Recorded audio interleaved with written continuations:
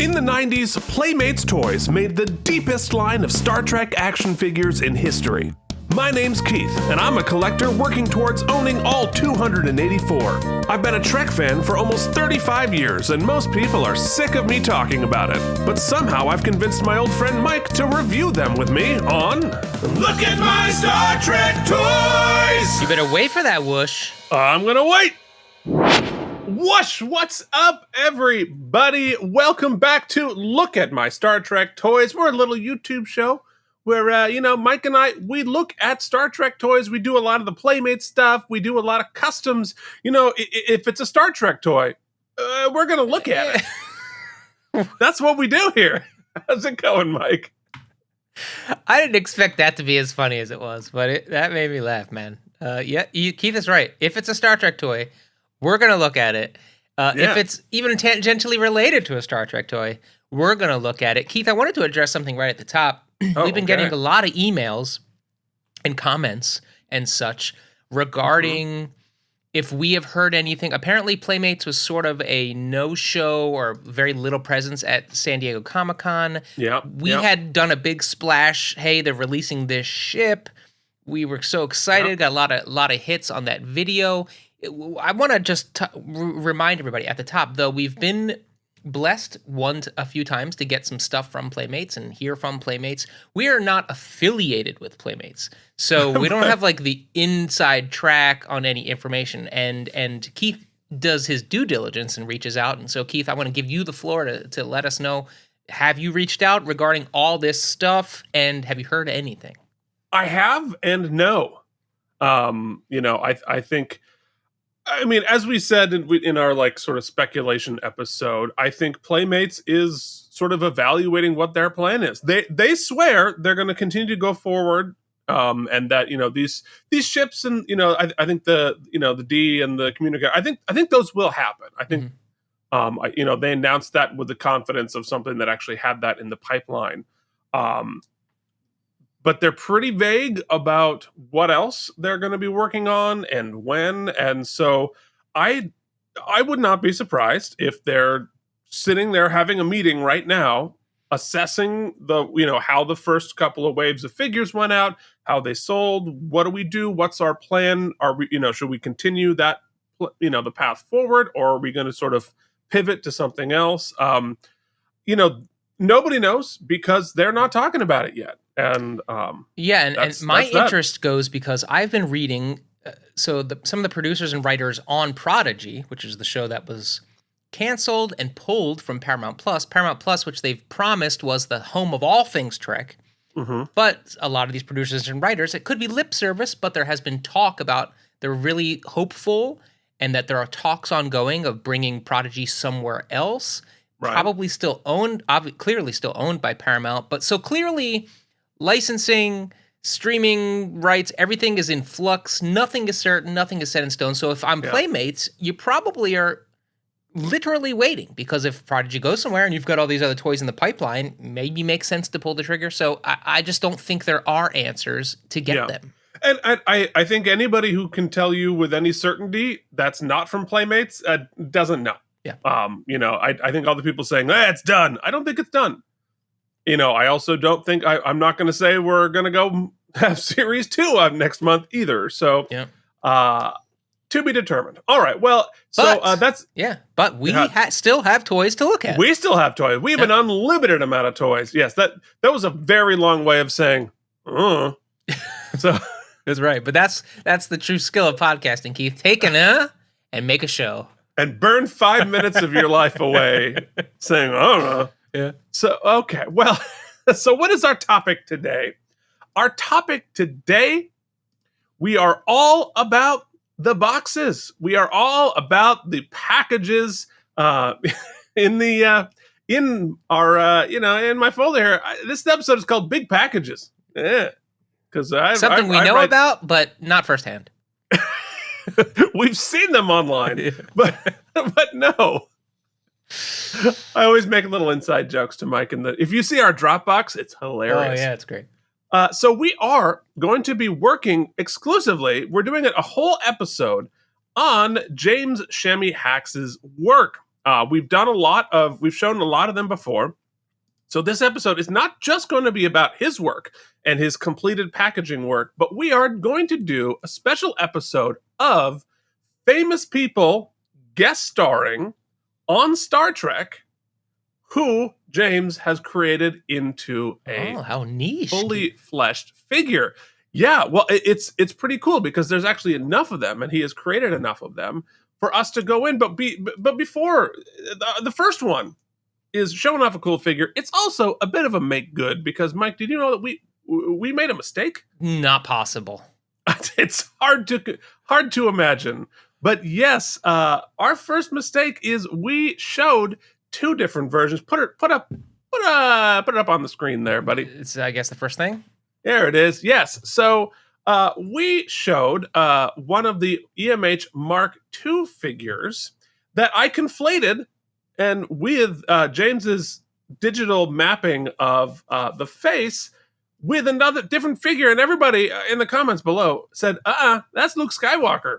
That's not the digital model you did there, because I conflated two different figures. But this is the figure that James made fully in the box. We'll show you the digital map because he digitally maps and 3D prints the heads on his phenomenal figures. And you can see here, not only does he have it in the package, it is signed by Andy Dick himself. Holy moly. Mike, wow. Tell us what you think of this fully created in the package figure of the EMH Mark II. First of all, I just want to give Andy Dick a hug and tell him it's going to be okay. Look how sad look how forlorn he looks in his card there. Look, he was in peril. There was peril in that episode. This is, I think I've mentioned it ad nauseum. I'll just briefly restate. This is my favorite thing, my favorite custom. I don't know. It's something about the complete packagedness. It's more special to me, even like a collector's edition of a toy still in the package. I appreciate those. But there's something about the creation of something wholly unique and then putting it in the package that's the wholeness of the illusion is really what gets me. You would never convince me that this wasn't on a store shelf back in 1993 that somebody just kept. You know what I mean? It's amazing. No question. I mean, it's we'll talk about James' work all the way through this, but like his absolute eye to detail and specificity, really getting these packages absolutely perfect, so that it really creates, the full picture. There's nothing there to break the illusion. So go forward one, and we just can as a refresher for me, these characters, these customs that are made, there are no actual figures of them. No. Okay. No, this does not exist. This is not an adaptation. This is obviously a 3D printed head, as we see here, created completely custom, using Andy Dick's image. I mean, like having to sculpt it, I guess, in himself to make all of this happen. And I think before we get too far, let's take a look a little bit about how he does this. So we can see here, he's printing, he's designing, the actual work itself, printing it, and then he's got brand new bubble mailers there to put it in. So he's not even adapting all of them. He ordered some and made that happen. And so that's professionally printed. And so that's why it looks so good, because it's probably printed not too dissimilarly from what they end up using. And you can see here, this is Do they print them directly on the cardstock, or is it is the paper like some sort of screened on, or how's that work, you think?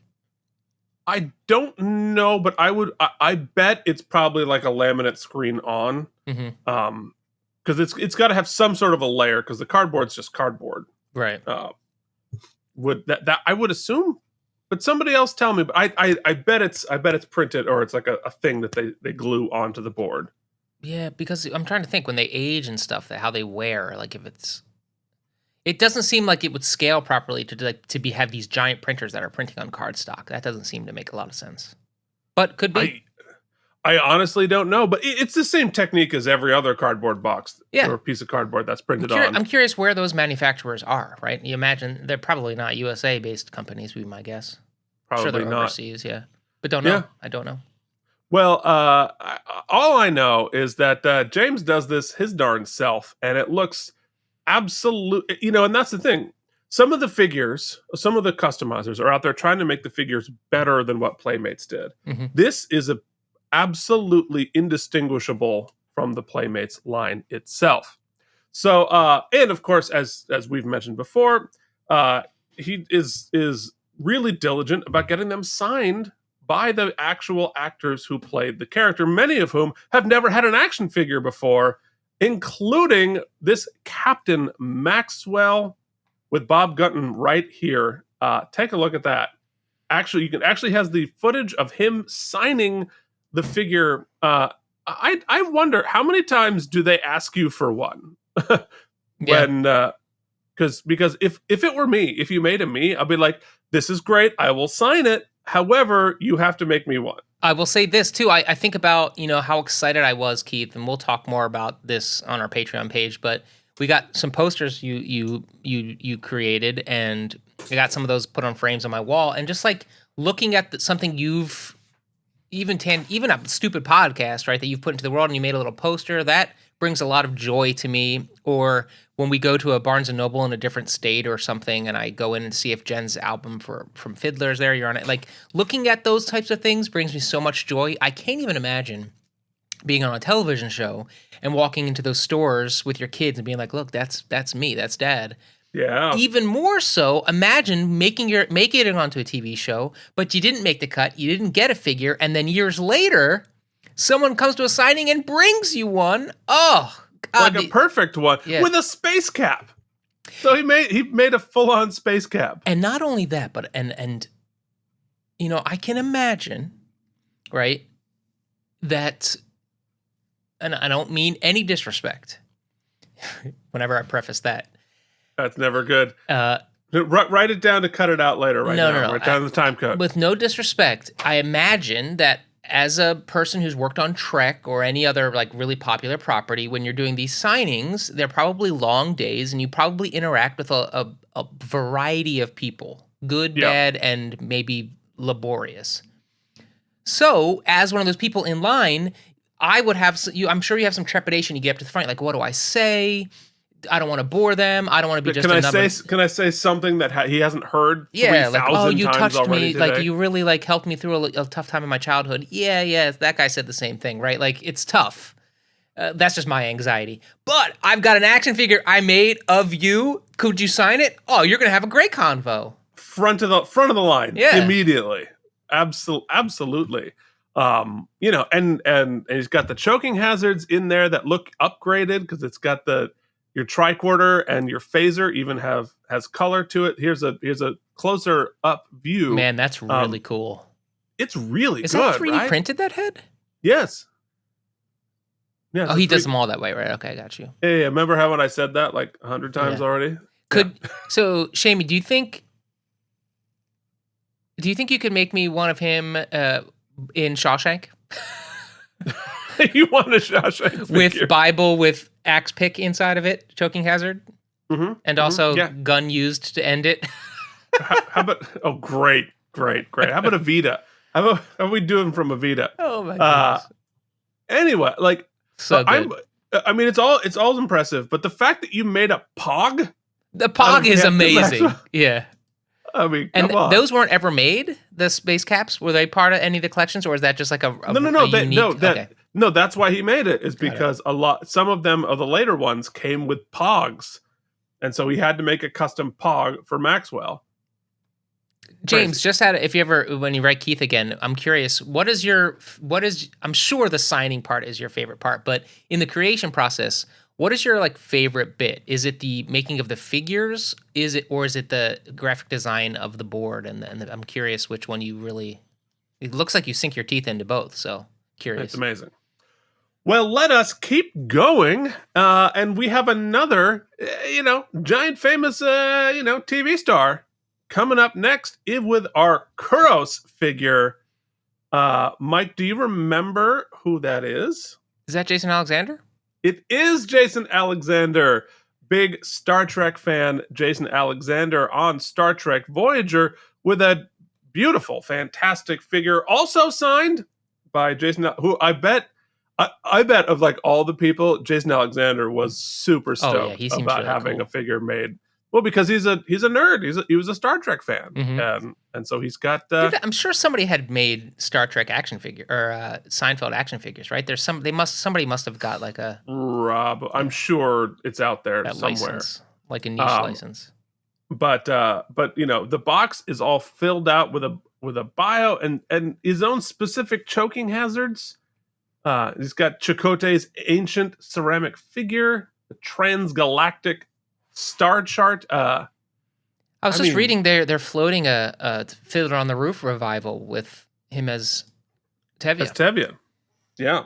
So and he's directed the show he's directing on Broadway just opened up this week.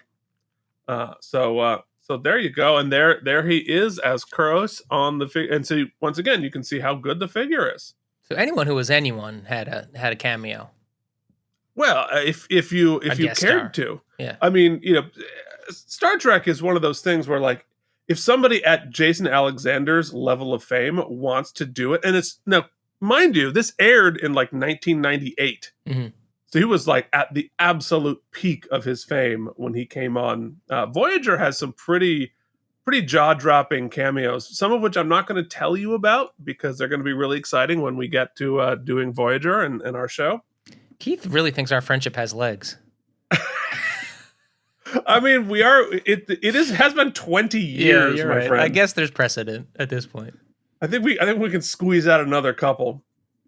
It's funny on my speaking of those posters on the wall of our shows, Keith. I have different levels. I've got levels on the wall, which are the shows that are currently running, and then I've got one level on the wall for those who have made it to fruition. That have been completed. They have completed. Yep. Well, there you go.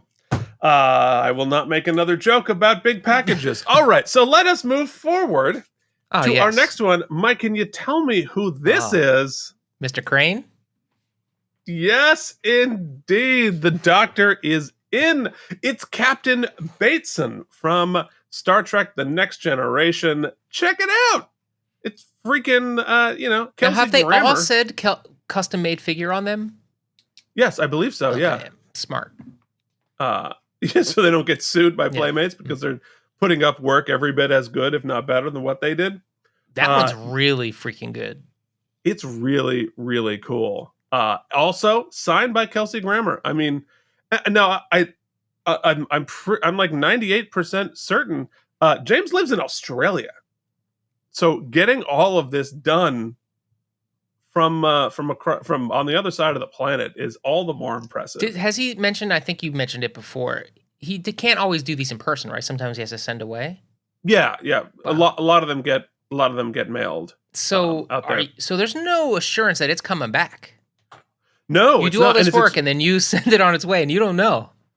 Yeah. So he says it's $60 in postage each way to get them there. Plus, you have to pay for the autograph. So it's it could be like $70 or $100. Wait, how does that work? How do you even know? How do you pay for an autograph? Well, we're old. No, I think most celebrities now have an autograph rate that you either like a cameo kind of thing, like a cameo thing where you can you either send it to the convention they're at, and I think. That's probably more guaranteed. At a convention, you can send it to the people. They will bring it, and they will send it back. But also, I imagine you send it to their representatives, and they'll do that. I don't really know. Nobody has paid for my autograph yet, so I haven't set my rates. That's really the issue. But nonetheless, it's wildly expensive to do this, and but he does have some great stories about people who like. Genuinely actors who freaked out. Yeah. So Connor Trenier from Enterprise loved the figure so much he took a photo of it with his private cell phone and signed his full last name, which he usually did. John Delancey, Q, another who spoke about the workmanship and examined it for like 10 minutes and signed with his first and last name. God, what a cool experience. Oh, man. This has got to be. I'm so envious not only of the collection, but the experiences working through all of these. But we have to experience moving forward and take a look at our last figure here. Slater! Slater, Christian Slater, does a cameo in Star Trek 6. I believe he doesn't even have a character name. He just comes in and does a couple of lines. Why? Because he's a Star Trek nerd, and you never know who in the A-list wants to be on Star Trek. So just listed as an Excelsior officer from Star Trek 6. Take a look at that figure. You can see the 3D sculpt that he made there as well. Mike, what do you think? Oh, it's so cool. It's just so cool. Keith, we've seen so much great work from so many people. It's hard to like qualify it all, but this has to be, if not atop my list of Hall of Fame collections. Yeah, I mean, there are. Oof. We can't pick our favorites because they're all our favorites. But what I think what it is, there are rooms for number ones in different categories, and so it's just like people focus on different things and become extraordinary at different elements of the customization process, which is what makes this show fun, makes it more interesting because people come at it from all different angles. Are you improving the figures that are there? Are you 3D printing completely new figures? Are you adapting one figure into another? Are you building the boxes? Everybody does different things, and it's all so freaking cool. Well, do you know what? It's funny you bring that up because, hold on.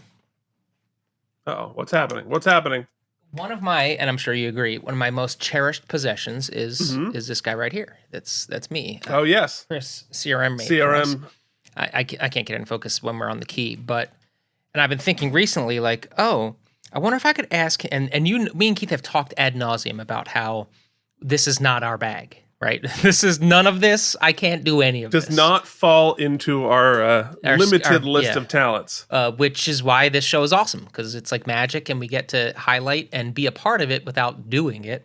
And I mean, if we were doing a show about writing fart songs for children, like I wouldn't be that impressed because I can do that.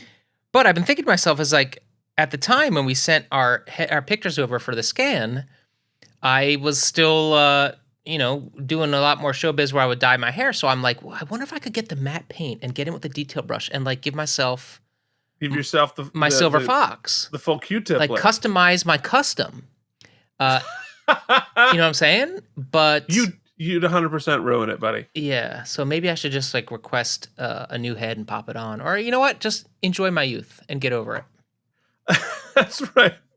I want a whole like series of figures where like my figure gets fatter and fatter over time. Yeah, just out of respect for Chris, I'm not gonna touch this thing ever again.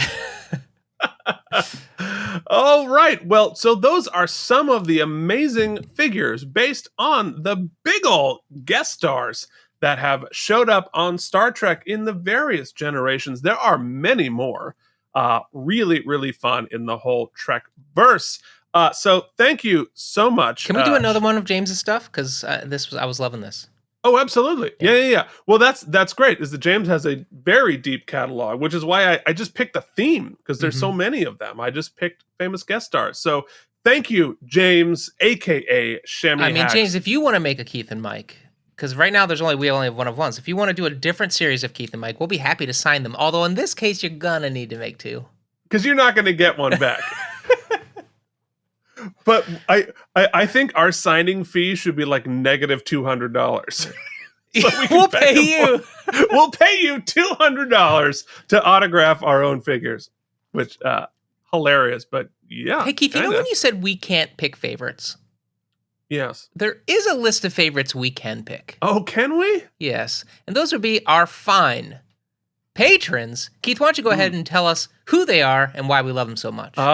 You did it. You switched it on me. Well, let me tell you what you're getting up there. First off, you're getting to watch Mike watch Deep Space Nine and Strange New Worlds live. You can see the show. You can see his face as he reacts to it. And, he makes mouth noises. Well, it is happening. We have bonus episodes. We have AMAs. We had an amazing watch-along of Star Trek V live with the patrons, which is archived. You can go watch it. We're going to try to do another one of those because you know what? It was super fun. I'll tell you who's doing it. Brian Kimball, Beersack, Casey Clark, Jason Moe, Andrew Hayes, Jorge Naboa, and the mysterious Worf's Big Ol' Boot Shivs, Charles Babbage, Richard Coleman, CRM Productions, Nikolay Lobich, Vanovich, it's just my dad.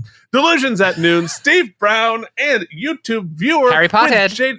And Harry Pothead. I'm updating the slide before the next episode. Welcome to the team, Harry Pothead. We are very excited to have you here, as well as JD Makes, Colin Dagan, Chris Mitchell at CRM, Pat and Joshua Cronin. Lots of fun stuff, fun people. You can join the community at patreon.com/K&M. Well, remember, Mike, when we were like, we really got to narrow these down. Let's make these episodes like 10, 15 minutes. How's that going? Can't keep a good pair down, Keith. Indeed. Regardless of the size of the package, as long as you open it on the internet, somebody will pay you. Wise words. Wise words. Thank you for watching. Till then, this has been... Look at my Star Trek toys! Whoosh.